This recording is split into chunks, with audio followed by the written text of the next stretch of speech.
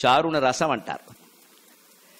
ఆవాలు, మెంతులు, ఇంగువ కూడా రసమయం చేస్తే బాగున్నాయి. జీవితంలో కూడా రౌద్రాన్ని, బీభత్సాన్ని, భయానకాన్ని అయిన విషయాలని రసమయం చేస్తే బాగుంటాయి. అప్పుడు నీ జీవితం నవరసభరితం అవుతుంది. దానికి షడ్రసోపేతమైన భోజనం చెయ్యాలి. అంతేగాని ప్రకృతి వైద్యం పేరు చెప్పి పొద్దున్నే 2 దొండకాయలు, మధ్యాహ్నం 2 బెండకాయలు, సాయంత్రం ఏమో ఉప్పు పప్పు లేకుండా బీరకాయ ఒకటి తిని మేము 90 ఏళ్ళు బతుకుతాం. ఎందుకు ఆ బతుకు పని లేక ఏమీ తిన్నప్పుడు? ఎందుకు ఆ నేళ్ళు బతకడం? ఎవరి కోసం ఏం చేశాం? ఎవరికో ఏం చేసాం? మనకేమైనా చేసుకున్నావా? కనీసం తిండి తినే యోగం లేదా? ఈ ప్రకృతి వైద్యం ప్రచారం చేసే పెద్ద మనుషులు నాకు రైల్లో దిగలేరు వచ్చారు.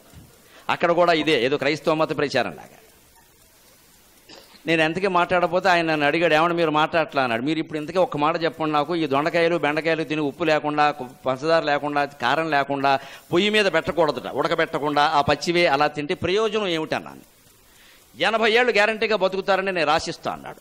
ఇప్పుడు మనకు కావలసిన రుచులన్నీ తిని, మనకు కావలసిన సుఖాలన్నీ అనుభవించి 50 ఏళ్ళకి చచ్చిపోతే నష్టం ఏమైనా ఉందా అన్నాను. ఏమీ తినకుండా 100 ఏళ్ళు బతికే బదులు అన్నీ తిని బెందరాళ్ళపోతే నష్టం ఏమిటండి? లోకానికి కూడా మంచిది. అంచేత రసహీనమైన జీవితాన్ని గడపకూడదండి. ఆహారంలో కానీ, వేషభాషల్లో కానీ, ఆభరణాల్లో కానీ, చివరికి మన ఆస్వాదన, దాంపత్య సుఖాస్వాదనలో కానీ రసహీనమైన జీవితాన్ని గడపకూడదు.